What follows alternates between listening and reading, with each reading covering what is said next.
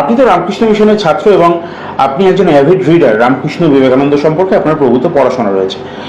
এই সময়ে দাঁড়িয়ে মোহাম্মদ সেলিম সিপিআইএম এর রাজ্য সম্পাদক, হিন্দুত্বের এই এমার্জেন্সি, রামকৃষ্ণের আলোকে, বিবেকানন্দের আলোকে ভারতবর্ষকে, বাংলাকে কিভাবে দেখতেন?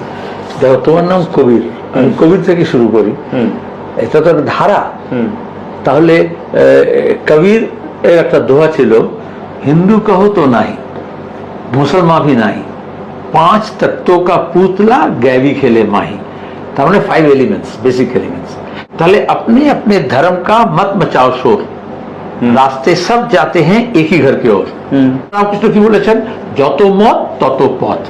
এটা একটা ইউনিভার্সাল অ্যাপ্লিকেশন আছে। এখানে কোন একটা পার্টিকুলার মতের কথা বলা হয়েছে, কোন একটা ঈশ্বরের কথা বলা হয়েছে, কোন একটা ব্র্যান্ড নেম প্রমোট করা হয়েছে। তাহলে ধর্মকে যখন একটা ব্র্যান্ড হিসেবে প্রস্তুত করা হয় এবং তাকে যখন বাজারজাত করা হয়, এই উগ্র মার্কেটিং এর যুগে এই উগ্রতাটা নিয়ে আসা হয়, তখন আমার ধর্মের শ্রেষ্ঠত্ব প্রমাণ করতে গিয়ে অন্য ধর্মকে খাটো করতে দেখানো হয়। স্বামী বিবেকানন্দ ধর্মের ওই মুখটা পাল্টানোর চেষ্টা করেছিলেন, সেটা তিনি সেবা করে না দিয়ে।